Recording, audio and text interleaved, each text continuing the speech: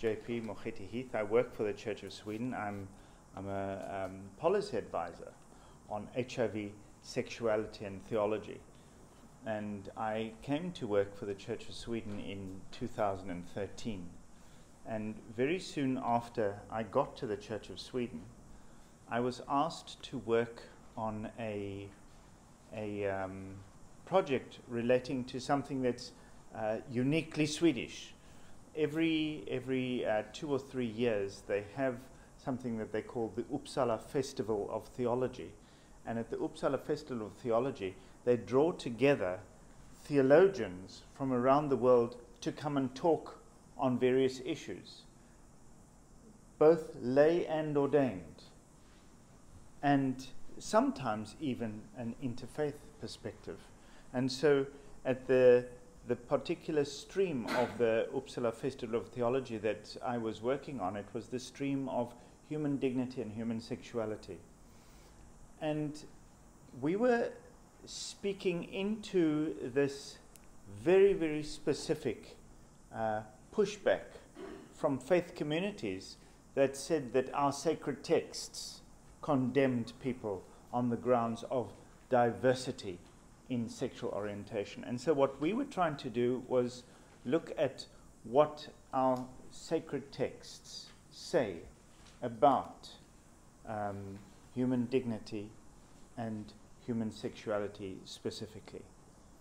And so we decided to do that from the perspective of the Abrahamic faiths. And so the research papers that we had commissioned to feed into that dialogue and that discussion eventually led to this book, Behold, I Make All Things New. And this book looks at the 3 Abrahamic faiths and gives us a very clear picture that there is not one of the 3 Abrahamic faiths that condemns people on the grounds of their sexual orientation. It's not in the text. It's somewhere else. It's in the interpretation. But it's not in the text. In fact, we cannot find anywhere in the text anything that... Scripture. Well, sacred texts, because scripture is something that's sometimes only used in the Christian context. But so it's the sacred texts of these 3 faiths. And I'll give you some examples of that a little later on. When we had done this book, we realized that we needed to go a little further. And we needed to firstly acknowledge that the whole world wasn't Abrahamic faiths. We had to take it further. And so we took a look at the karmic faiths, and that gave birth to this book. I am divine, so are you. And in this book, we already begin to see some of the threads that pull together in terms of the effect of colonialism on the way in which we see things. An example. One of the texts that we discuss, one of the religions that we discuss here is Hinduism. In reality, there is no faith called Hinduism. It's a conveniently developed British colonial model that groups together thousands of different religious traditions in India and calls them Hinduism because that's easier to work with. That's a colonial construct. It's not a reality. I only found out recently that this Indian food that we're all so familiar with, the curry, doesn't exist in India. If you ask an Indian person from the rural village for a curry, they don't know what a curry is. They have meals that they add spice to, and anything with spice, the English called a curry. So the whole concept of a curry is a colonial construct. It's not indigenous to India. Another model that example of that we have in Africa is the country Rwanda. if you think of Rwanda as a nation, and you think of the genocide that took place in Rwanda, you have the Hutu and the Tutsi who fight with each other. And they fight with each other for domination. But if you just take one step backwards, you see that Rwanda was colonized by the Germans. When the Germans lost the right to their colonies at the end of the First World War, Rwanda was taken away from the Germans, and it was going to become a British colony, but the Rwandese didn't want to be a British colony because they were predominantly Catholic. So they opted to become a Belgian colony. So strange. Yeah, they opted to become a Belgian colony. When the Belgians came in to take colonial dominion over Rwanda, they found the 13 different ethnic groups too complicated. So they created their own too. They created the Hutu and they created the Tutsi. And how did you get defined as the one or the other? If you owned 10 or more cattle, you were a Hutu. If you owned less, you were a Tutsi. So the colonial authorities gave precedence to the Hutu because clearly they knew how to manage things. They had 10 cattle and more. And they used them to suppress the Tutsi. And so you get this creation of tension between two tribes that have been created by the colonizers. That's the effect of colonization in so many places in the world. When we had spoken about the Abrahamic faiths and the karmic faiths, Hinduism, Jainism, Sikhism, and Buddhism, we realized that we had only begun to touch the surface. And there are so many indigenous traditions and spiritualities. And we had done the colonial thing. We just ignored them. And so we felt that we needed to have a look at what they said about human dignity and human sexuality. Now that becomes a very difficult task. It's a difficult task because if I give you an example just of the Philippines, one of the indigenous spiritualities and traditions that we are looking at in this book, which we are calling A World Once Whole, constrained by colonized Christianity. As we look at this book, for the Philippines, we look at the Lumad. The Lumad are only one of numerous different indigenous spiritualities and traditions in the Philippines. We could have produced an entire book just on the different spiritualities and traditions in the Philippines. So it became a very difficult thing for us to be able to look at how to approach this with any degree of authenticity. Because what we wanted to do more than anything was give voice to those who had been shut down. And so we tried to create something of a geographic diversity. And in the process, of course, we found that when we look at indigenous spiritualities and traditions, there is so much that they hold in common.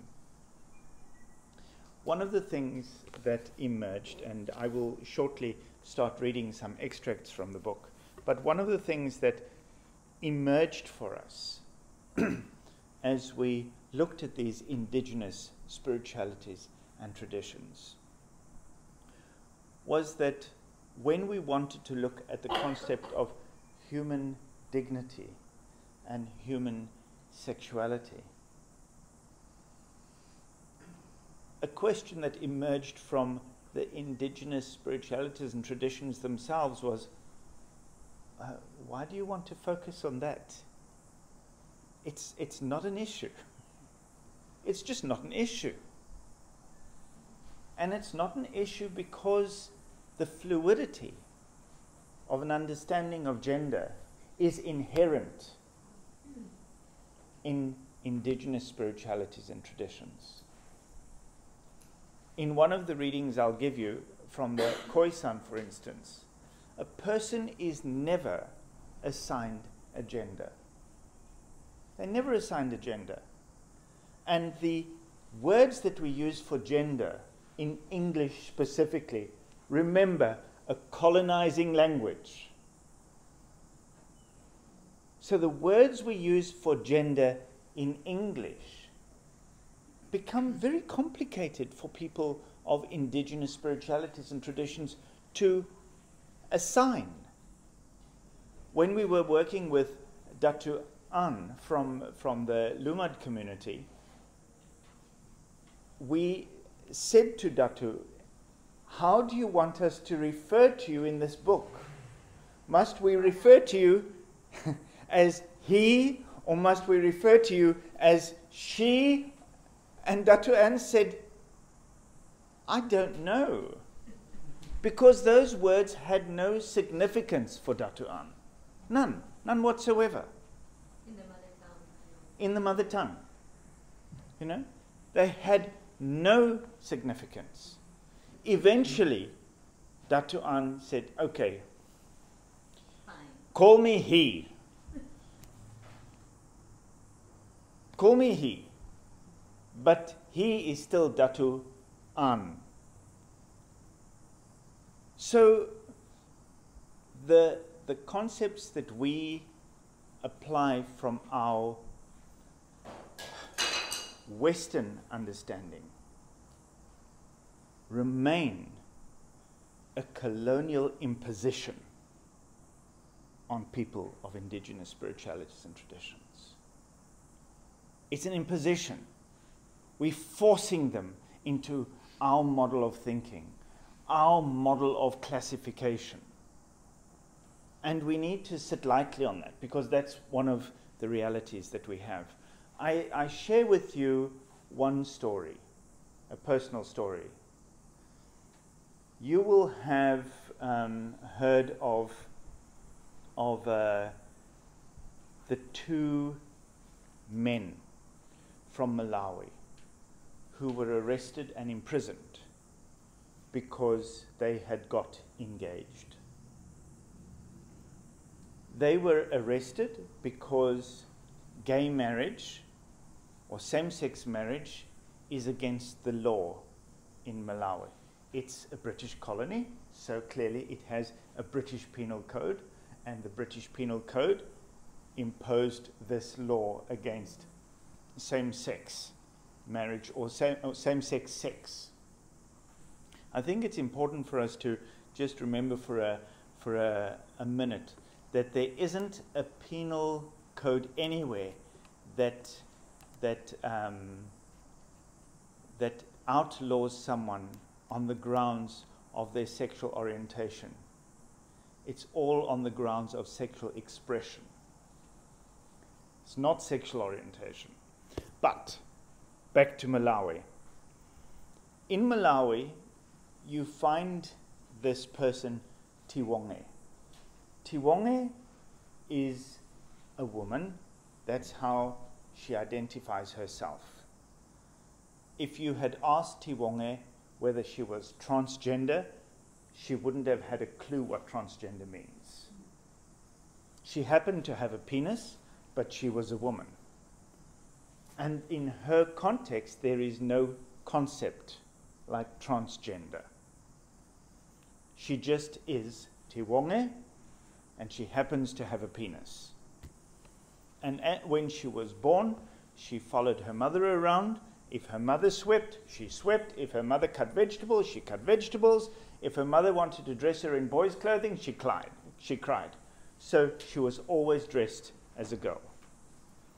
And Te Whanganui-a-Tara was raised as a girl in her rural village in Malawi. And she did everything in that community as first a girl and later as a woman. So much so that she got married to a man in a Muslim marriage as the second wife. She was raised Roman Catholic. She got married to a Muslim man, and eventually she got divorced because she and the first wife had a fight because she used to take the first wife's children to church. So there was an issue. But that's why they got divorced. Before that time, her community, her village, had negotiated the bride price because everybody understood that she was a woman and that this is the way she was going to function in that society. After she got divorced from her first husband, she moved to Blantyre. She joined the Anglican Church. Initially, there was some talking about it when she wanted to join the women's section of the choir, but the parish priest said, leave her alone. And so she joined the women's union, mothers' union, and she sang in the women's section of the choir, no problem. And then she met Stephen. And when she met Stephen, they decided to get engaged. They sent for the family. The family came to negotiate the bride price. No problem. Remember, this is all in a traditional African setting. There's been absolutely no problem. The problem arose when people in the city of Blantyre spoke to journalists about what they thought was happening. And the journalists came and interviewed Stephen and said to him, "Are you gay?" And Stephen said, "Yes." And suddenly, all hell broke loose. It was not until a Western word was brought into the setting that there was any problem for that African community. And then the two of them were arrested,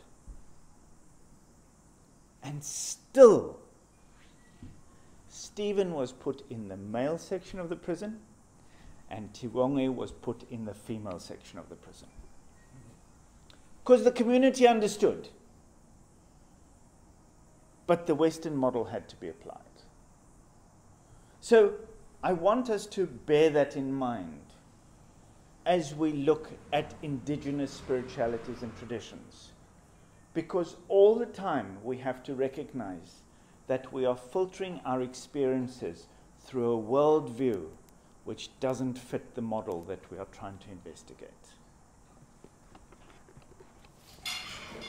With that, it gives me great pleasure to be able to share with you some of what we have worked on. So yes? What is the situation now for Te Whanganui and Stephen? Stephen denies that he's gay. Stephen has since got married to a woman in Malawi. Both of them were only released from prison when Ban Ki-moon physically went to Malawi and pleaded for clemency for them. And under those circumstances, they were released under the condition that they never saw each other again. Stephen remained in Malawi. Te Whanganui was smuggled to South Africa, and she stayed there, funded by Amnesty International for many years, and she's now living in Cape Town and working for the Pink Triangle project. The Triangle project. So, sorry, you didn't finish the story. So I read for you a Hawaiian prayer. Let us give thanks for the world around us. Thanks for all the creatures, stones and plants. Let us learn their lessons and seek their truths, so that their path might be ours, and we might live in harmony, a better life. May the earth continue to live. may the heavens above continue to live. May the rains continue to dampen the land. May the wet forests continue to grow. Then the flowers shall bloom, and we people shall live again.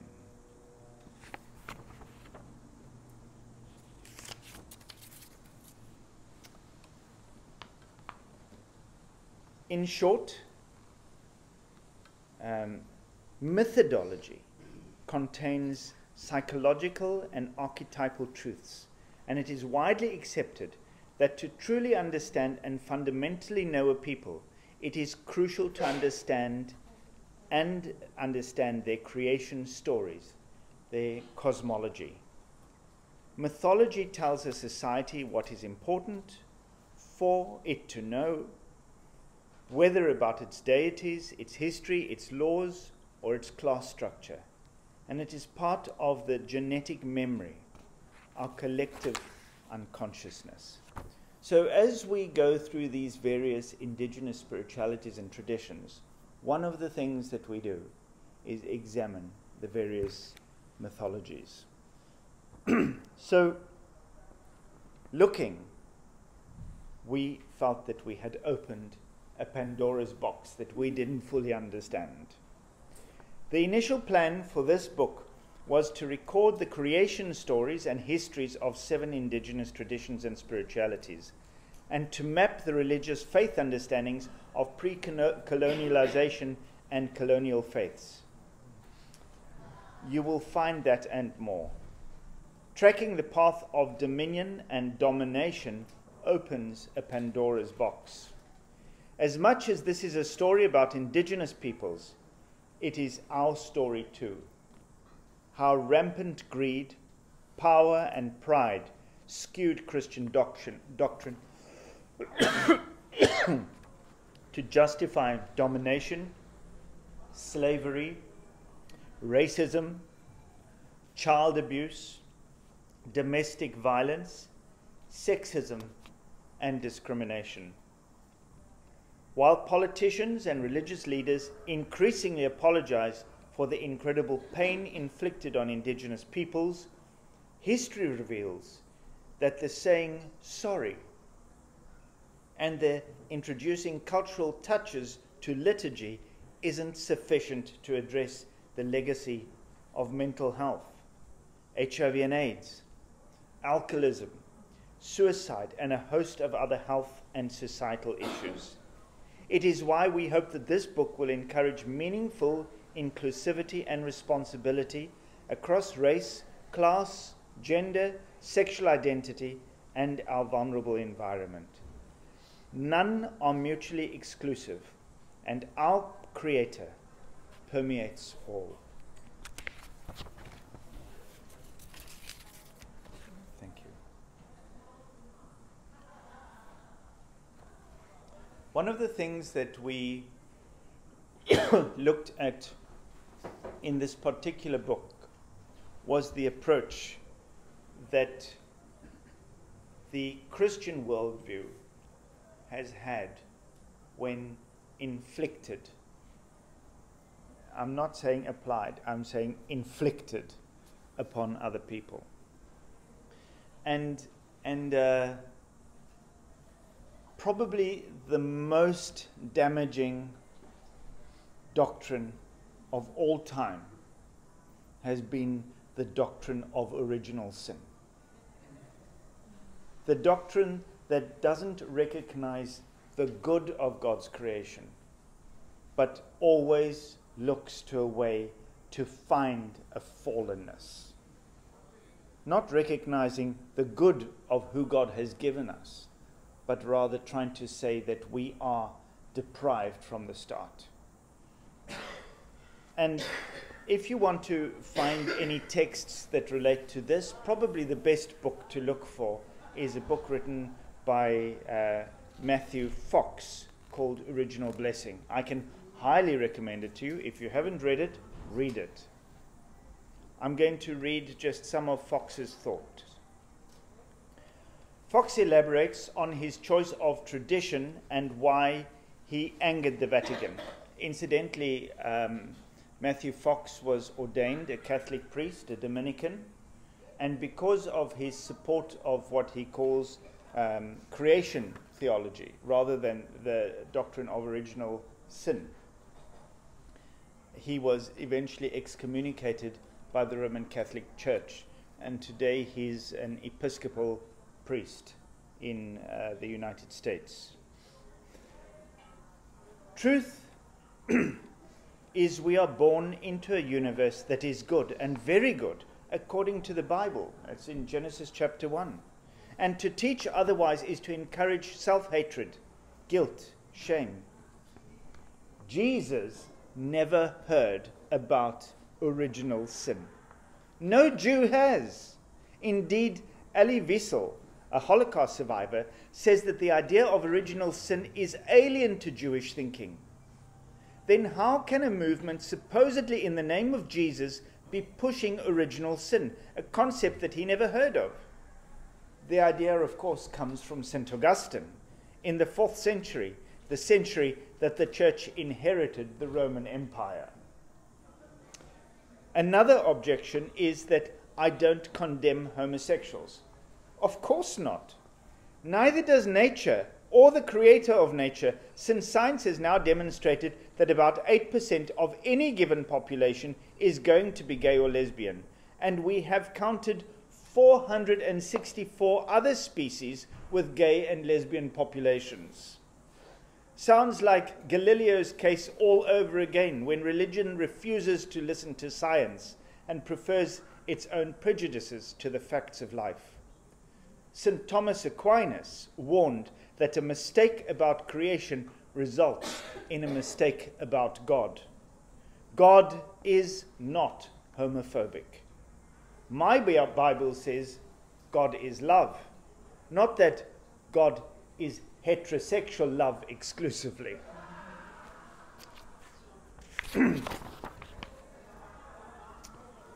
So then we get the second leg of domination. And the second leg of domination comes under the authority of the popes.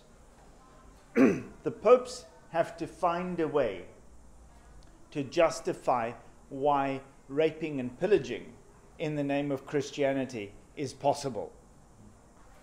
So it all began back in 1095. The Crusades were underway, and Pope Urban II issued a decree known as the Papal Bull Terra Nullius, giving European kings, all Catholics, the right to discover and claim land in non-Christian areas. Then in 1452, Pope Nicholas V declared war against all non-Christians in the world, authorizing the conquest of their nations and territories. And that was the doctrine of discovery. Both decrees were based on the belief that Christians were the only civilized people and had the right to treat others as subhumans, with no rights to any land or nationhood. The Pope declared it a God-given right to capture, vanquish, and subdue pagans and other enemies of Christ, to put them into perpetual slavery, and to take all their possessions and property. To placate rival monarchs, the Pope drew a line of demarcation between the two poles, giving Spain rights of conquest and dominion over one side of the globe and Portugal over the other. And there you have it. The colonization of Christianity and the way in which Christianity was used to colonize. So, the first of the indigenous spiritualities and traditions which we look at in this book is the Sami people. And we look at the Sami people probably first because this is a book that is worked on also by the Church of Sweden. And they are the indigenous community that we have harmed the most. And as a result of that, it's very important for the Church of Sweden that a very strong section about the Sami can be included in this book. When we looked in Sweden for a Sami person who was able to speak about human sexuality in relationship to a belief structure, we couldn't find one. It had literally been beaten out of them. And eventually we had to find someone in Norway who we could speak to. Now, the Sami people are a people who you can find in Norway, in Sweden, in Finland, and also in the northern parts of Russia. There's a territory which they call Sampi, the land of the Sami.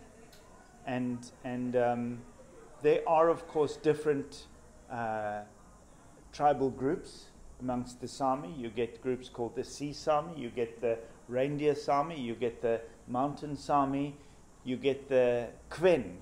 These are all different groups within that community, but they are all in the northern part of Scandinavia. So, one of the great authors of beating the indigenousness out of the Sami, the indigeneity, thank you, out of the Sami, was a missionary from the Church of Sweden, and Listidius was his name. And his was a pietistic form of Christianity that was taken to the Sami in 1848. And you've heard of the horrific boarding school system that has been applied in the United States, in Canada, in Australia, yes, in Sweden too. The boarding school system where Sami children were taken away from their parents to enculturate them into being civilized is a reality of Scandinavia as well, and was one of the practices from the Church of Sweden. And it's taken up to the last 30 years before the Church of Sweden could actually apologize for that. And still, it's a battle in Sweden. Still, we sit with an indigenous community, the Sami, who have no grips on their indigenous faith beliefs and practices, their healing culture, and their understanding of the diversity of sexuality, because it was beaten out of them in this puritanical missionary work of Listidius.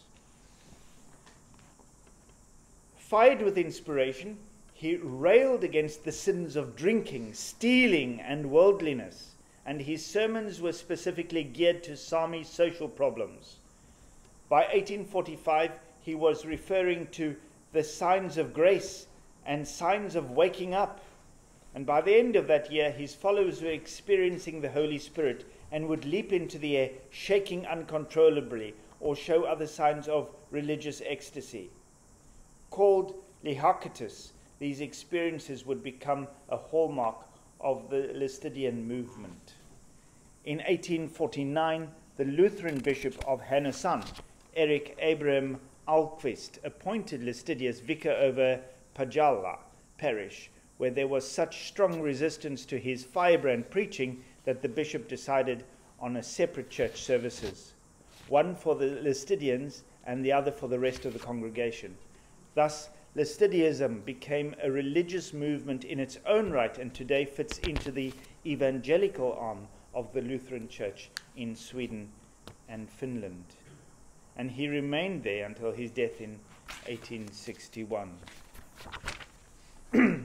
So now I want to read to you a little bit from the writings of this Sami woman in Norway, Siv. who is in the process of trying to find back her identity. And the person she is speaking to try and find her identity is her mother. And her mother can't speak about it because it's shameful. My mother's never said much about Sami and Quen belonging in the family. Tromsø, the town in northern Norway where I grew up, did not invite such reflections at the time. The indigenous Sami and the Quen minority, with their Swedish-sounding language, were nowhere to be seen or heard. I recall a mix of martial arts, horses, and beer growing up in the 1980s and 90s, but Sami belonging? Quen minority sentiments? It remained locked away, hidden and a secret, but it never really was. There were the hints, the sayings and the flirtation, the people asking and probing, "Where are you from?" I never knew much about my roots, but they never quite ceased to make themselves present. The silver jewelry, the clothes, the reindeer skala I wore as a child, special footwear made of reindeer hide, the beautiful laces that swirled around my feet, handcraft and wool, patterns and colors. "Your Ma's family are not real Tromsø people," a childhood friend of mine once made poignantly clear. We quarrelled. With a father from down south and a Ma not a real Tromsøvian, the name given for folks, town people, I recall wanting to know exactly what my friend was implying about me. What did she mean? She could not tell, but kept repeating the story. "They're not real townspeople. You're not real townspeople." I had always imagined myself coming from town, but it turned out my Ma's parents and grandparents had too close links to the rural and remote coastal communities. It disqualified her from town identity. My friend knew all too well. Migrants from the islands furthest out in the sea, from the fjords and the islands, left their former life behind as they walked into town. Still, it's not easy to forget collectively. Other people remember. Hidden secrets, those that can also turn out treasures, may shine through layers of silenced voices from within. The magic, the spells, the strength of belonging, real, unreal. My Ma did not say much in words. It was just her body saying too much. I remember another friend of mine from the Sea Sami area commenting, "Are you kidding? With both eyes closed you can see your Ma is Sami." She laughed and I smiled back, but I clearly remember my mother's reaction from way back when I first asked her, "Are there any Sami in our family?" My Ma's reaction was difficult, as it made me feel too much. I wanted to cry as she sat dead silent. She looked at me, gazed, for a long while just sitting there, her eyes filled up with water. Then she uttered, "It has been very unfair." Her words did not touch me that most. It was her long initial silence. It felt violent. Had I asked the wrong question? Had I exposed secret or touched the unresolved in that she could not answer? I'm uncertain, but the question remained hanging between us. It was the start of a very slow and long conversation. After 10 years, my Ma answered. She said she had started to wonder herself. Perhaps somebody in the family could say more about Sami and Quen roots. She decided to ask an old relative from the fjords where my grandfather's Ma grew up, but she was met with silence. Our relative commented, "So, you've heard about that. Would you like some coffee? Then silence. No more about Sami or Qwen heritage, and my mother reasoned it was not possible to ask further. It was not appropriate. The old woman signaled that her mouth was sealed. Quiet.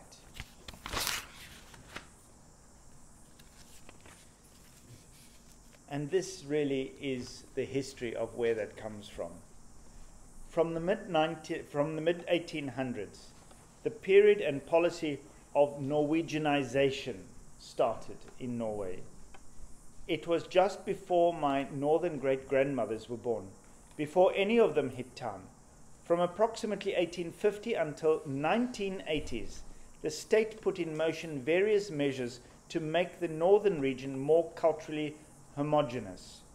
During the mid-1800s, Sami and Qwen appeared as distinct people, and contemporary political authorities feared that the heterogeneous north.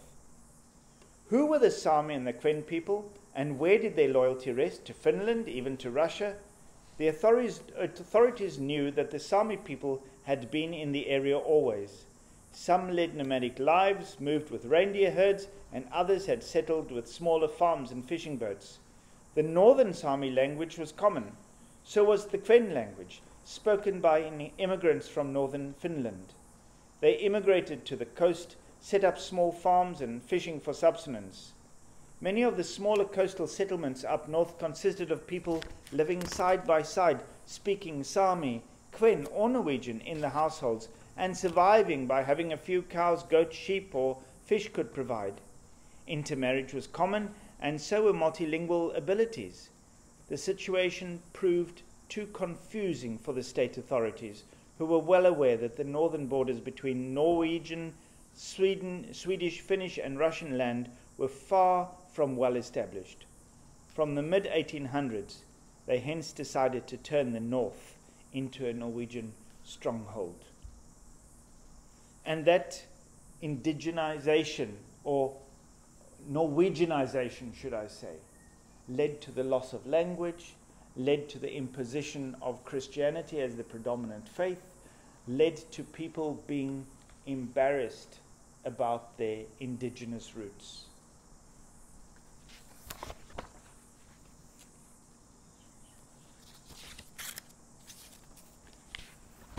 When it comes to the next of the indigenous groups that I just want to have a look at, it's the Khoisan people. Khoisan people have been described as the first amongst all peoples on earth. They are the origin of so many of the migrations that went to Europe, the migration that eventually came into Asia, the migrations that went across into the Americas, and right down to the bottom end of Latin America. All of these started in Africa, which has rightly been called the cradle of humankind. And when one looks at the Khoisan, even the word Khoisan is now a colonial composition, because it's two people. It's the San and the Khoi Khoi. And if you look at what Khoi Khoi means, Khoi Khoi is people of people. In other words, human beings. That's what they call themselves, the Khoi Khoi. And the San, and this separation has been created again by colonial authorities who need to differentiate and say these are pastoralists and these are hunter-gatherers. And that's how they are described. One of the groups that are part of this Khoisan community in Namibia, and Namibia has a number of them. It's the Damara, it's the Nama, it's the Herero, and it's the Herero's first cousins, if you like, the Obahimbi. And today, the group that has remained closest to its roots with the least interference of colonial authorities and powers are the Ovahimbi.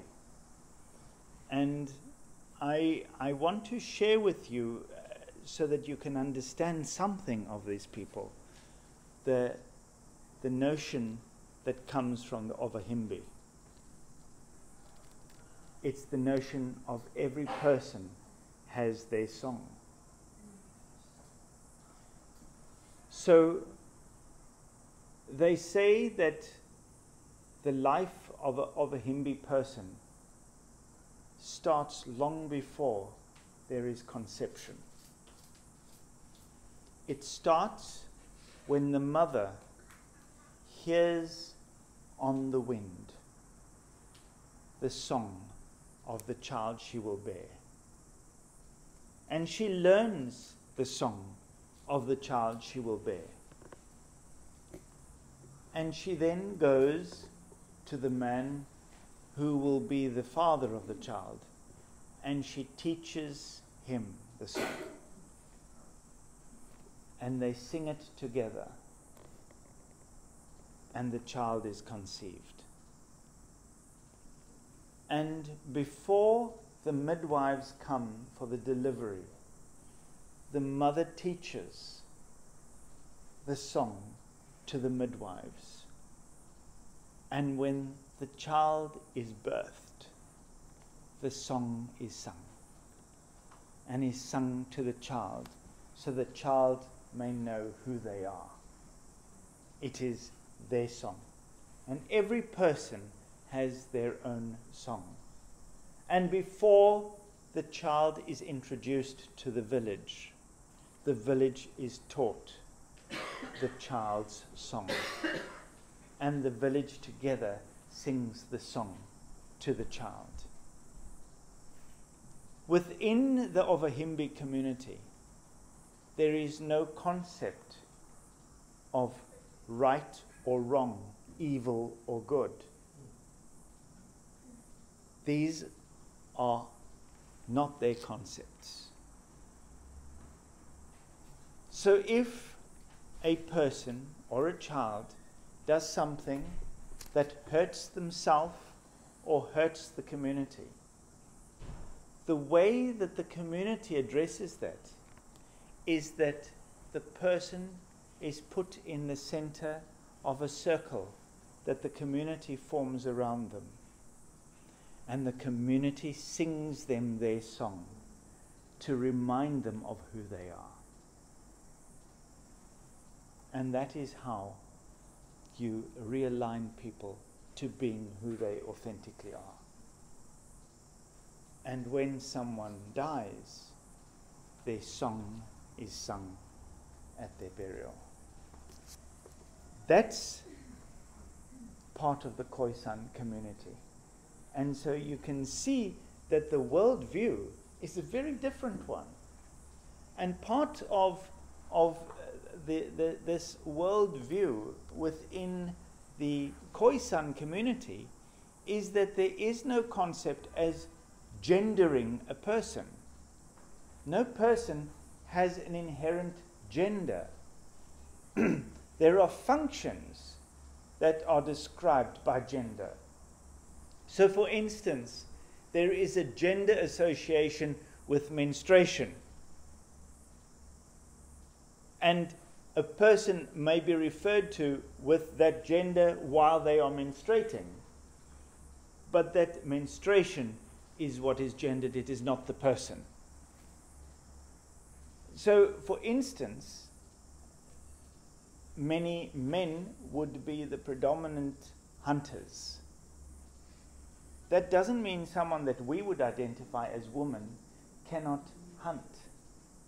But in the Khoisan understanding, you cannot be a bringer of life and a taker of life. So if you are going to be a taker of life in the way that you are going to be a hunter, then you renounce your bringing of life. And then the hunting is a gendered event. And so you do that which is gendered, and you are referred to while you are doing that under that gender classification, if you like. For the Khoisan, that would not be seen as transgender because they have no gender. It just is. So, when you try to speak about human dignity and human sexuality in that context, it's such a Western construct that we are imposing because it's not their understanding of themselves, because no person has a gender. So when you look at some of the rock art associated with the Khoisan community, some people have said that they can see that various people are drawn in genders. But in fact, all it is the straps of the cloths or the cloaks that people are wearing. There's no genetic, genital differentiation between one Khoisan person and another, because that's not seen as necessary. But the Khoisan, amongst many of the indigenous communities, was most brutally abused by colonialism. And in the Khoisan community, this really took the effect most strongly of the abuse of a woman called Sarki Bartman. And Sarki Bartman was a Khoisan woman who was taken from the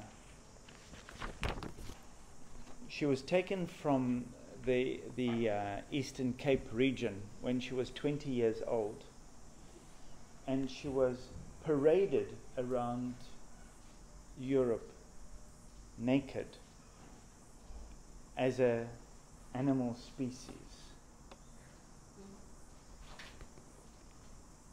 So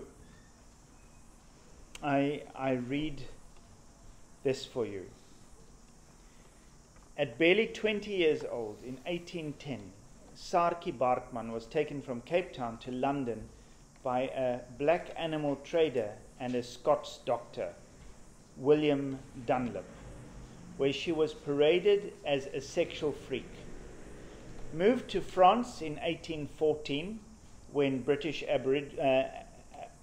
abolitionists objected to the show, she was sold to an exhibitor of wild animals and died of disease and homesickness a year later. While some have suggested that the young woman, only 1.48 meters tall, agreed to leave South Africa for financial gain, the general consensus is that her status in that era would have allowed her little say in having to parade and squat to display her private parts to vulgar male audiences. Upon her death, Sarki Bartman was dissected in the interest of science, and a plaster cast was made of her body.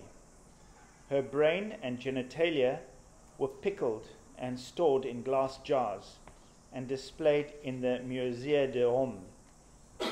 The obsession with her extended labia and the large buttocks fed European misconceptions about black sexuality and endorsed the pseudoscientific empirical evidence presented to justify racial superiority.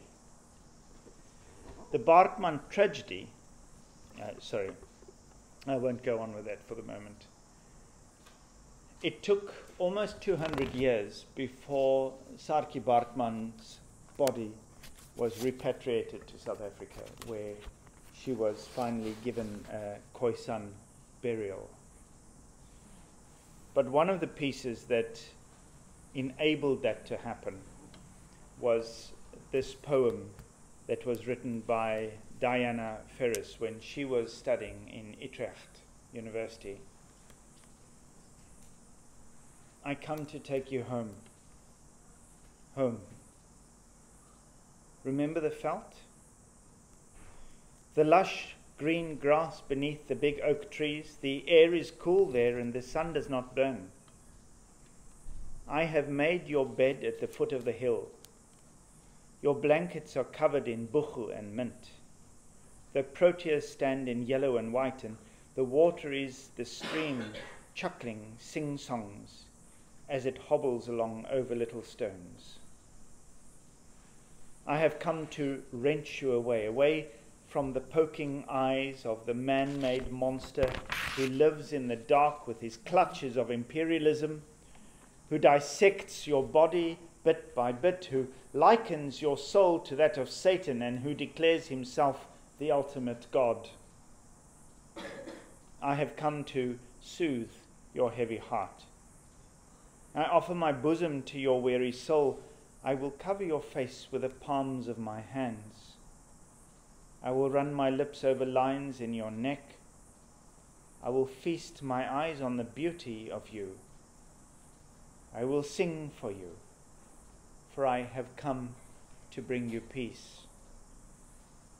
I have come to take you home, where the ancient mountains shout your name. I have made your bed at the foot of the hills. Your blankets are covered in buchu and mint. The proteas stand in yellow and white.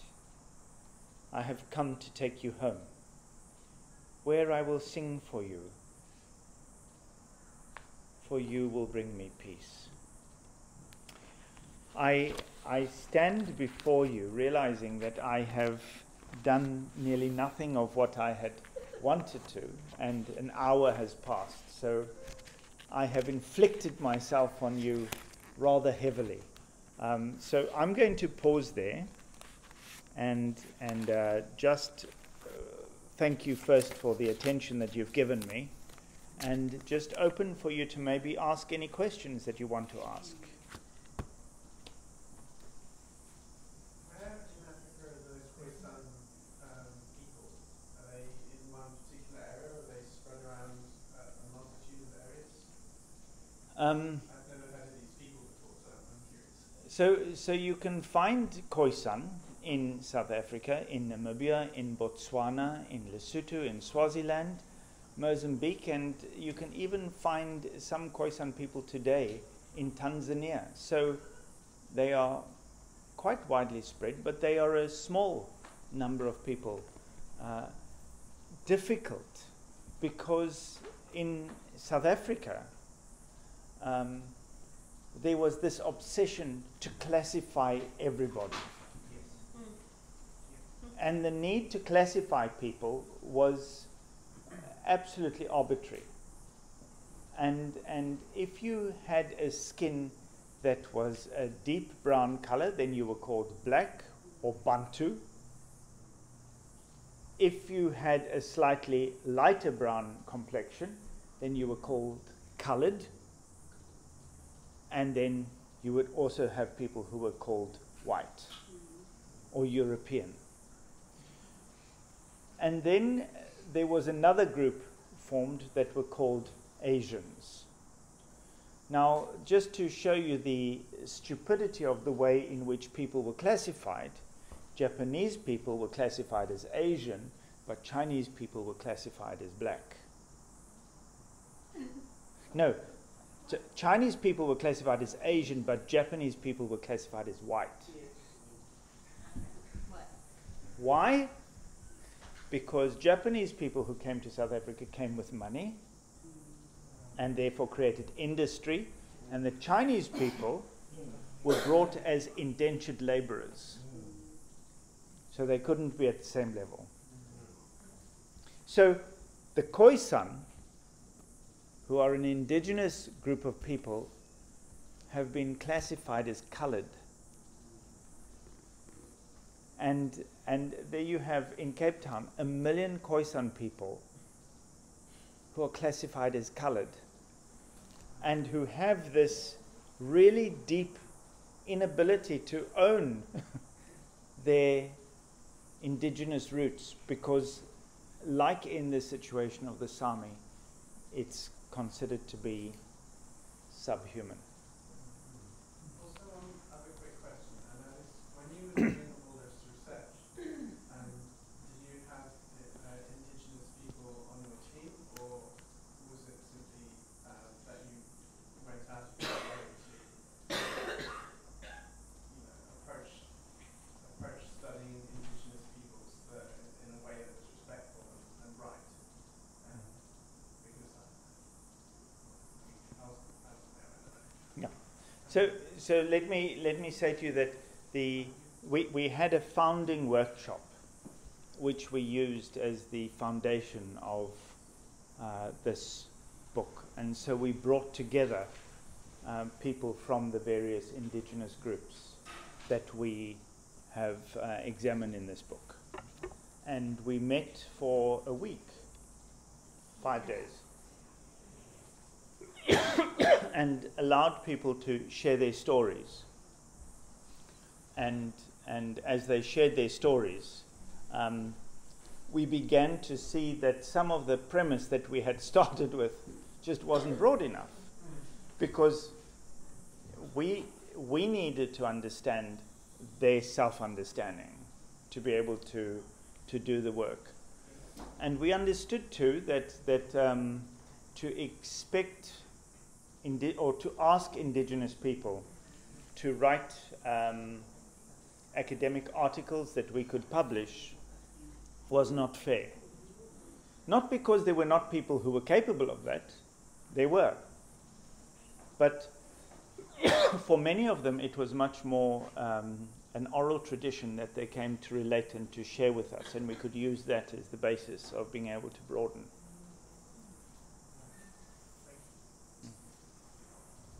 Well, thank you, JP, for unfolding quite a lot. One of the things that I captured is the colonial imposed identities, because there's some of the things that we are struggling with in West Africa, where you always have this question being asked, when did you come out? When did you know you were gay? And it's, it's strange that our people are beginning to frame answers now to answer that question in their presentation, in their conversation. But we don't have coming out. We don't know that you are gay, you need to come out to your community or to anybody. We don't have it. But this Western concept of when did you first know you are gay and when did you come out, it's like, pushing us to begin to find a way to fit or have an answer to that question that I think is unnecessary. Because, you exist, whosoever you are manifest and you live. And since we begin to have this question, why your comment was very important, since this question of when did you know you are gay begin to come out, there's been a lot of backlashes against people, because then it puts you out that you are gay. Oh, so you are gay. Then they want to deal with you like somebody who is a criminal. But if you are just living your life and your sexuality, that is actually no problem. But where the violence, increase in places like West Africa, when people begin to say, I am gay, and saying I am gay is out of the question of when did you know you are gay or when did you come out. So, what you unfold from that Western colonial kind of identities that were posed to people just resonates with me. And I don't know how we are going to address, that issue. Because it's on and on. When did you know you were gay? When did you come out? Come out from where? I came out the day I was born. And that was it. And Davis, I think you raised such an important concept. Honestly, this is critical to the dialogue in Africa today, because we hear people over and over saying homosexuality is a Western import. It is! But sexual diversity is not. So the Western vocabulary, the Western terminology, The Western classification is what is confusing for people in Africa. There is the Rain Queen Mujaji. The Rain Queen Mujaji in South Africa is the queen over a territory that has been there for more than 800 years. For 800 years they've always had a Rain Queen, and for 800 years the Rain Queen has always had 4 wives. But they don't call it lesbian. She's the Rain Queen Mujaji, and she has 4 wives. And that's the way it is. And there are so many other examples of that across the African continent. But the problem comes in when we import Western concepts and Western terminologies. Then we create drama.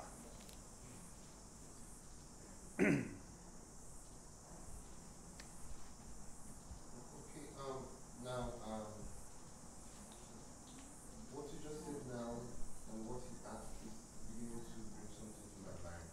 Now, I understand what you're trying to say, that these Western terminologies create boxes and try to, put people, level individuals. But now, how do we begin to classify ourselves? Now, from where I come from, in eastern Nigeria, we know that there are sexual diversities, and it even occurred in our tradition in how we exhibit our masquerades. We know that masquerade cult is strictly for men. There are these masquerades that dress in female attire and dances like females. And looking at those masquerades, you think that females are the ones wearing them, whereas they are male. Now, since we are in the 21st century and these terminologies are here, do we do away with them? Or how do we reconcile them with our indigenous cultures and traditions in order for us not to put ourselves into this box? Because these terminologies are what helps us right now to have a sense of identity and a sense of understanding of who we are. So if we do away with these terminologies or try to say that they are Western impositions, how then can we begin to classify our sexual identities? So Samuel, I mean, this, I don't think that I have the right to proclaim how anybody defines themselves. I don't have that right. But neither do our donors. Thank you. I want to clap. They don't. They don't have the right to say, unless you identify as gay, we cannot give you money. They don't have that right. Because this is then, again, another level of colonialism. And this is a message that we have to be able to give quite strongly. We are who we are. And if sexual diversity is what you want to work with, we have sexual diversity.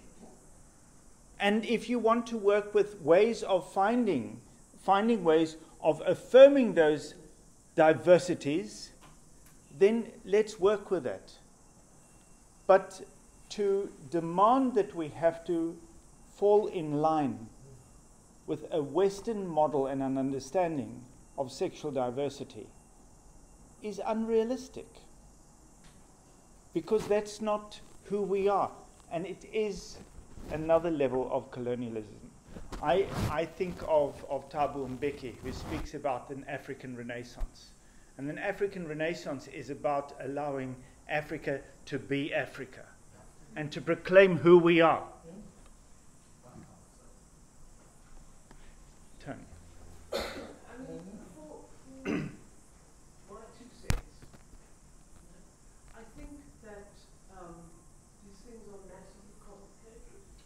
And I think that in your particular context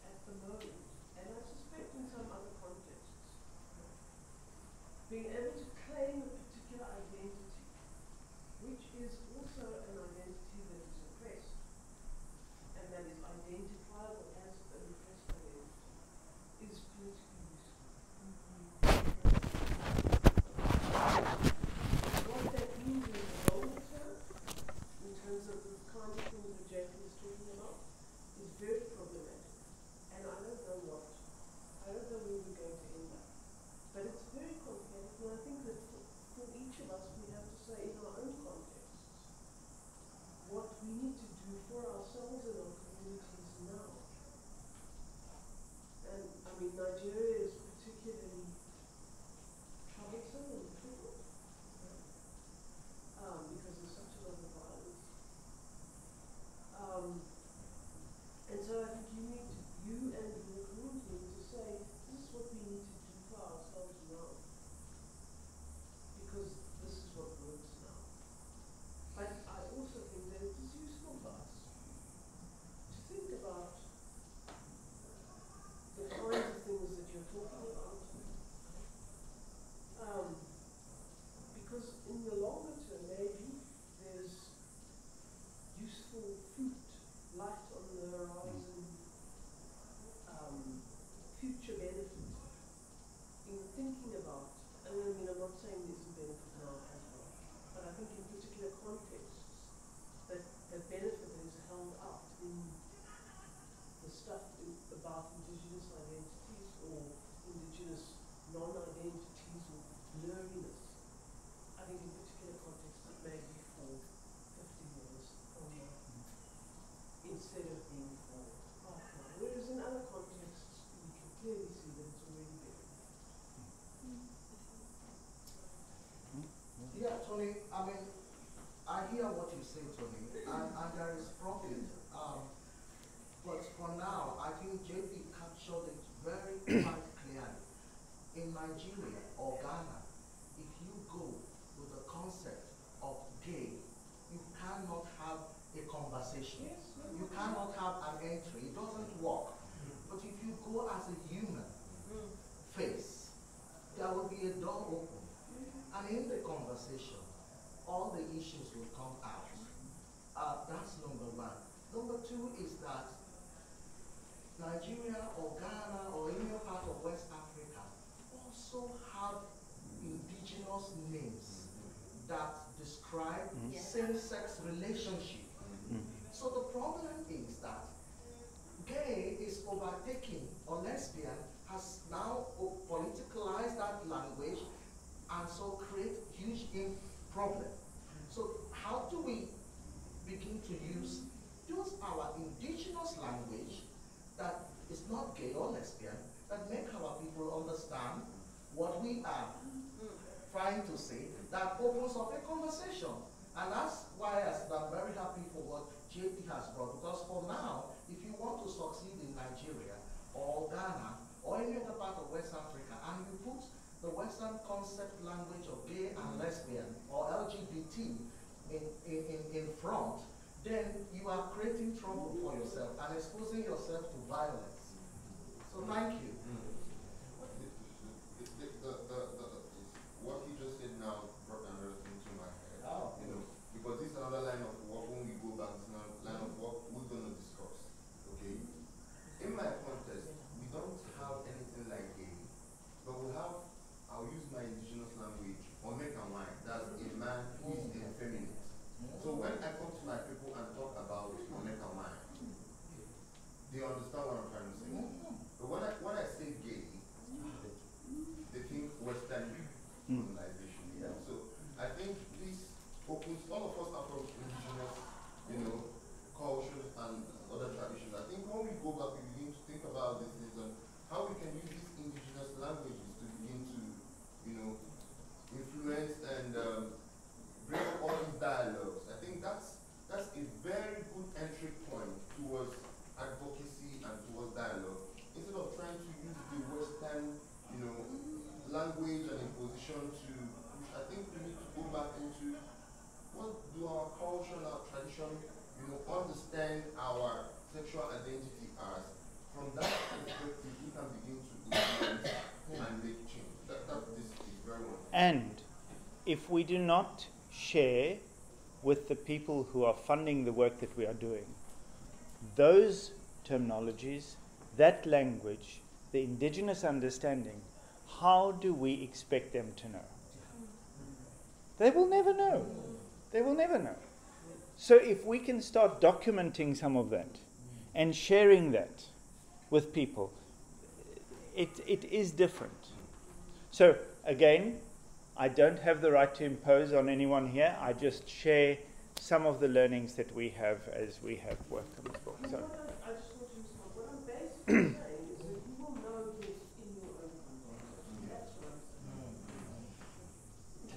saying. Of course, there's always the danger of falling into naming is and labeling is, I suspect, an academic obsession, I think. You know? But the truth is, we do need to name it in order to understand it, right? We have to politicize, if I may. But we also, with the stories of our indigenous peoples, we also have to be very aware that we do not fall into that postmodern trap, right? Of wanting to be post something and looking at the whole story of our humanity and our existence in linear terms, in that sense. So we have to strike a balance somewhere, and one of the ways to do that is to keep telling these stories. And I know this is very cliche, but let's always be in conversation. And one of us, who probably has the ability to write these things down, to communicate to the rest of the academic world what we mean, you know, that kind of exchange has to happen. And yes, I do. I agree on using indigenous words here, the local mother tongue, to replace the very loaded LGBT, you know, terminology from where you're from, for instance. Like in the Philippines, binabae is. Yeah. The Philippines is an entirely different thing Totally altogether different. as well. We have, did you tell about confessionario? Did you mention that? No, I didn't even There get was, there. yeah, there was a point in our history when the friars started interrogating dear our God. indigenous people, who they had sex with, what the gender of the person that they had sex with was, where and how many they were, you know. These were confession questions. Horrific questions. In the first few years of our colonization. So, you know, we have these stories, and they do have to be surfaced. And unfortunately, we do have to use labels, but we use it only to a point.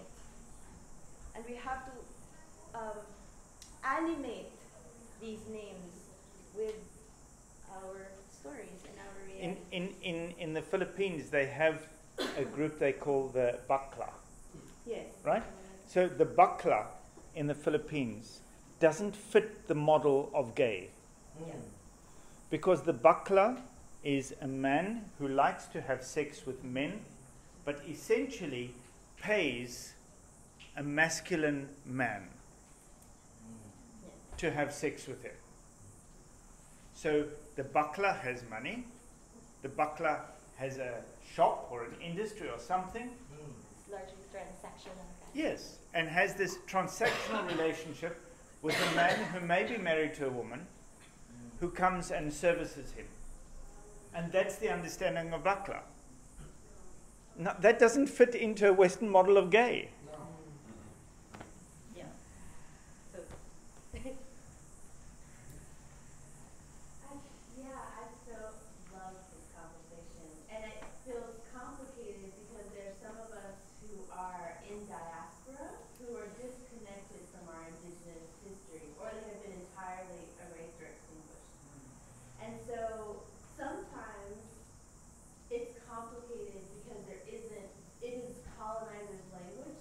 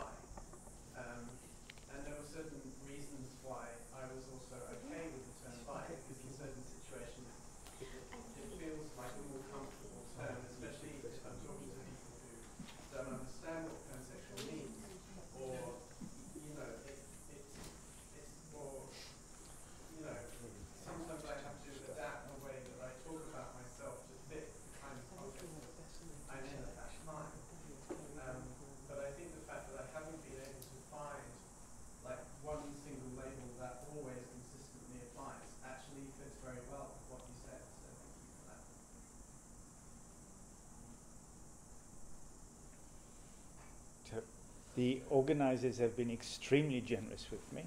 My 30 minutes has been stretched to an hour and a half. And I will now very gracefully visit here. Thank you, JP.